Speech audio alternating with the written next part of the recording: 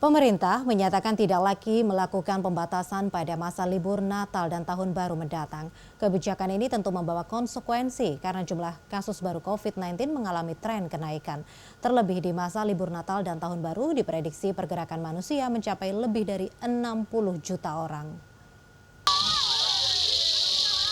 Menteri Kesehatan Budi Gunadi Sadikin sempat menyatakan situasi terbaru pandemi COVID-19 di tanah air berpotensi menimbulkan gelombang ketiga. Mengingat adanya lonjakan jumlah kasus baru di sejumlah negara, termasuk Asia dan Indonesia. Di sisi lain, pemerintah Indonesia sudah semakin melonggarkan mobilitas warganya. Momen paling dekat adalah libur Natal tahun 2022 dan Tahun Baru 2023. Dalam rapat kerja nasional beberapa waktu lalu, Direktur Lalu Lintas Jalan, Dirjen Perhubungan Darat Kementerian Perhubungan, Cucu Mulyana menegaskan, tidak ada lagi pembatasan pada masa libur Natal dan Tahun Baru kali ini.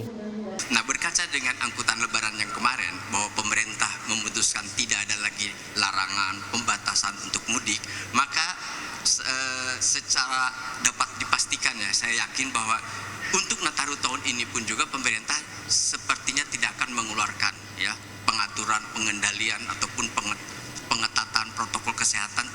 Kementerian Perhubungan memprediksi pergerakan warga secara nasional mencapai 22,4% dari populasi atau setara dengan 60,6 juta jiwa.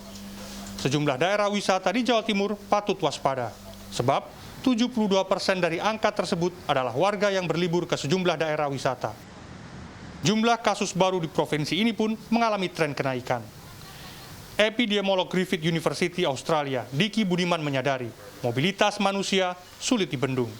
Ia mengingatkan peningkatan jumlah kasus tidak hanya disebabkan oleh mutasi virus yang lebih menular, tetapi juga pergerakan manusia dalam jumlah besar tanpa pembatasan yang memadai. Hal itu berarti pembatasan tetap harus dilakukan meski tidak dalam bentuk pelevelan PPKM.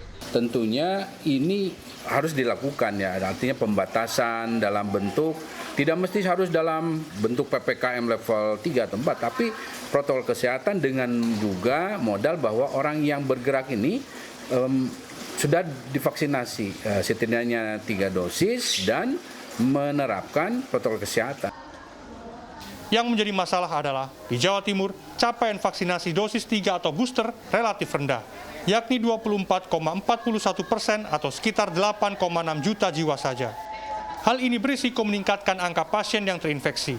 Akibatnya, tingkat keterisian rumah sakit sampai 26 November mencapai 10% untuk ruang ICU dan 19% untuk ruang isolasi biasa. Sementara itu, jumlah kasus aktif mencapai 2.529 kasus. Miftah Farid, Andreas Wicaksono, Surabaya, Jawa Timur.